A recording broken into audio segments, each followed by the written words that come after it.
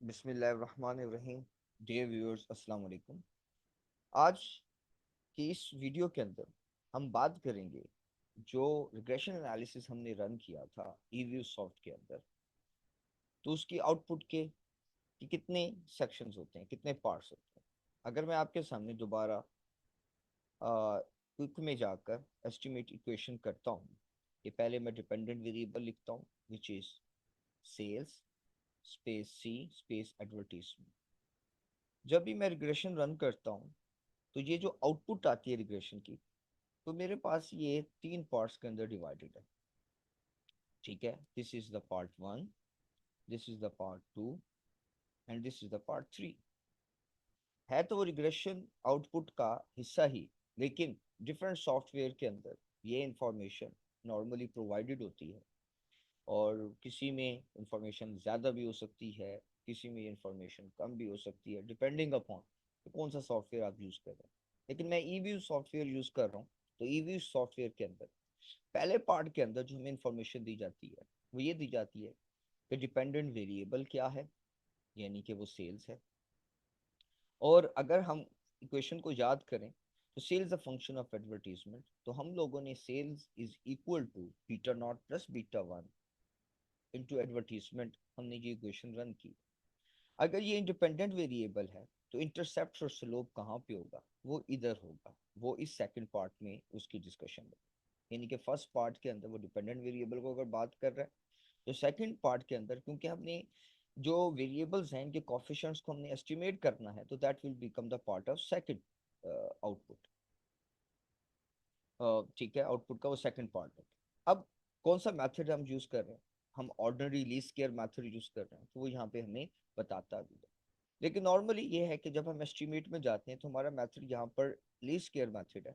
ये डिफरेंट किस्म के मेथड्स जो एज पर नेसेसरी, कि जो depending upon dependent and independent variable और जो हमारी वेरिएबल के ऊपर डिपेंड करते हैं, हमारे मॉडल के ऊपर डिपेंड करते हैं, तो हम कौन सा एस्टिमेशन टेक्निक को यूज करना चाहें तो वो एस्टिमेशन टेक्निक्स यहाँ से हम पिक कर सकते हैं। लेकिन हमारा फोकस सिंपल रिग्रेशन के ऊपर है, जिसको लीस्ट स्क्वायर मेथड भी बोलते हैं, ऑर्डिनरी लीस्ट स्क्वायर मेथड भी बोलते हैं। तो इसीलिए यहाँ पर हमने उसको चेंज नहीं किया था उस मेथड को, और यही मेथड हमने इसको फॉलो किया। सेकेंडली, डेट, यही भी उसकी आउटपुट की खूबसूरती है कि जिस डेट में आप रिग्रेशन एनालिसिस रन करेंगे उस दिन की यहाँ पर वो डेट जो है वो मेंशन करेगा, और साथ टाइम कि किस टाइम में। ये वो टाइम जो सिस्टम का डेट और सिस्टम की आपकी टाइम होगी उसी के मुताबिक होगा। जैसे आप यहाँ पर देख सकते हैं, यहाँ पे बॉटम के अंदर, ये यहाँ पर राइट बॉटम में, तो आप यहाँ पर देखेंगे तो जो डेट यहाँ पर है, तारीख है 20 अक्टूबर 2024, तो यहाँ पर वो आपको डेट भी मिल रही है, प्लस वो जो टाइम है कि 10:41 पे, मैंने 10:40 पे 10:40 पे रन किया था, तो 10:40 का जो टाइम है यहाँ पर डिफाइन है। फिर सैंपल कि नंबर ऑफ ऑब्जर्वेशन कितनी हैं हमारे डाटा के अंदर। ठीक है, तो वो जो ऑब्जर्वेशंस हैं वो बेसिकली हमें बताता है कि from start date to end date कि कितना सैंपल हमने इंक्लूड किया है अपने एनालिसिस के अंदर, वो यानी कि स्टार्ट से एंड डेट। और सेकेंडली लास्ट पार्ट जो है इसका, वो क्या है कि नंबर ऑफ कितनी ऑब्जर्वेशन इंक्लूडेड हुए हैं इस रिग्रेशन एनालिसिस में। जैसे हमने 12 था, तो ये जो टाइम पीरियड था मंथ 01 से मंथ 12 तक का था, तो यहाँ पर वो 12 मंथ्स थे, तो हम यहाँ पर हमने 12 मंथ्स का डाटा नंबर ऑफ ऑब्जर्वेशन लिया।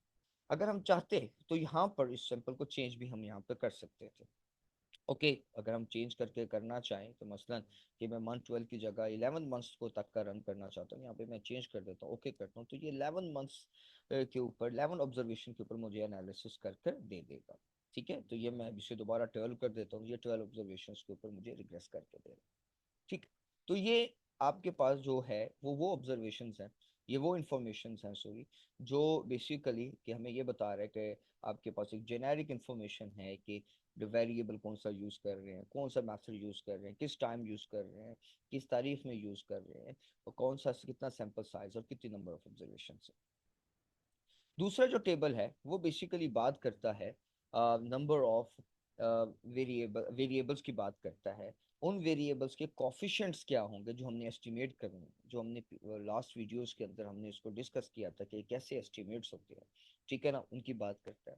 फिर स्टैंडर्ड एरर है, और टी स्टैट है कि ये हाइपोथेसिस टेस्टिंग के लिए, इसके ऊपर भी हमने कंप्लीट डिटेल्स शेयर की हैं कि वो कंप्लीट अपना वो टी स्टैट्स की बेसिस के ऊपर हमने किस तरीके से करना है, और पी वैल्यू अप्रोच के ऊपर हाइपोथेसिस टेस्टिंग कैसे करना, ठीक है। तो स्टैंडर्ड एरर के ऊपर भी इंशाल्लाह आपको वीडियो आप देख सकते हैं। तो इस तरीके से आपको यानी कि ये वाला जो अपना है वो बेसिकली एस्टिमेशंस है, जो बेसिकली जिनका ताल्लुक अपना वेरिएबल्स के साथ है, ठीक है ना, कि यानी कि कॉफिशेंट्स के मेजर करने के साथ है, कॉफिशेंट्स के स्टैंडर्ड एरर टर्म है कि कितने वो प्रिसाइज कॉफिशेंट्स हैं, और हाइपोथेसिस टेस्टिंग के लिए टी टेस्ट और पी वैल्यू अप्रोच है, तो हम क्या यूज करते हैं, तो वो तमाम चीज़। अच्छा जी, लास्ट पार्ट में जो है वो क्या है, वो बेसिकली यहाँ पर हमें जो डिफरेंट जो हम टूल्स यूज करते हैं ये देखने के लिए कि कॉफिशिएंट और डिटर्मिनेशन क्या है, ओके, मॉडल कंपैरिजन के लिए हम लोग कौन से अदर टूल्स को यूज करते हैं, जैसे एडजस्टेड आर स्क्वायर है, अकाइक इंफॉर्मेशन क्राइटेरिया है, शॉस क्राइटेरियन है, हेनन कुन क्राइटेरियन, ये मॉडल कंपैरिजन के लिए हम यूज करते हैं, तो ये भी इंफॉर्मेशन यहाँ पर हमें दी जाती है। और इसके साथ साथ आप देखेंगे कि मीन डिपेंडेंट वेरिएबल, यानी कि डिपेंडेंट वेरिएबल का मीन, जो आपने डिपेंडेंट वेरिएबल का मीन रिग्रेशन में रन किया होगा वो यकीनन आपका इस डिपेंडेंट वेरिएबल के मीन के साथ मैच करता होगा। अब ये है S D dependent variable. S D mean standard deviation of the dependent variable, के स्टैंडर्ड डेविएशन डिपेंडेंट वेरिएबल का कितना है, ये बेसिकली उसकी बात करता है। तो इसलिए आर स्केयर भी आप लोगों के ऊपर वीडियो है, जिस आर स्केयर के भी आप वीडियो है, और उसके साथ सम ऑफ एरर ऑफ रिग्रेशन, कि जो रिग्रेशन है इसका हम लोगों ने अपना जो एरर टर्म्स है उसको किस तरीके से हम लोगों ने मेजर करना है, फिर sum of sorry standard error of regression है वो क्या है, फिर सम ऑफ रेजिडुअल्स हैं, ठीक है, तो जिसको रेजिडुअल सम ऑफ स्केयर बोलते हैं, उसकी वैल्यू भी यहाँ पर है। ये भी आपने लास्ट वीडियोस के साथ आप इसको देख सकते हैं कि किस तरीके से हमने टोटल सम ऑफ स्केयर को मेजर किया, किस तरह से एक्सप्लेन सम ऑफ स्केयर को मेजर किया, और किस तरह से हमने रेजिडुअल सम ऑफ स्केयर को मेजर किया, ठीक है। फिर लॉग लाइक्लीहुड की वैल्यू है, ये भी बेसिकली हम मॉडल कि अपना इंडिपेंडेंट वेरिएबल को जब ऐड करते हैं तो ये बेसिकली वैल्यूज हम उस वक्त इस्तेमाल करते हैं, ठीक है। फिर एफ स्टैट की वैल्यू है, ये बेसिकली बताता है कि ओवरऑल मॉडल फिट की बात करता है, इसके ऊपर भी आपको वीडियोस मिल जाएंगी हमारे चैनल पे। और सेकेंडली और इन द लास्ट, जहाँ पे मैंने ये मीन वेरिएबल ये बता दिया, इन वैल्यूज की भी वीडियोस आपको मिल जाएंगी। और लास्ट में क्या है, डर्बन वाटसन स्टैट्स हैं, जो बेसिकली बताता है कि मॉडल के अंदर ऑटो कोरिलेशन है या नहीं है।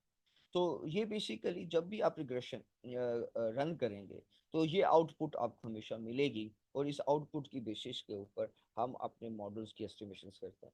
तो आपको इन तमाम जो डिस्कशन है इस आउटपुट्स की, वो आपको सेपरेटली डिफरेंट वीडियोस के अंदर हमारे चैनल के ऊपर मिल जाएंगी कि किस किस तरीके से हम इनको हमने एक्सप्लेन किया होगा।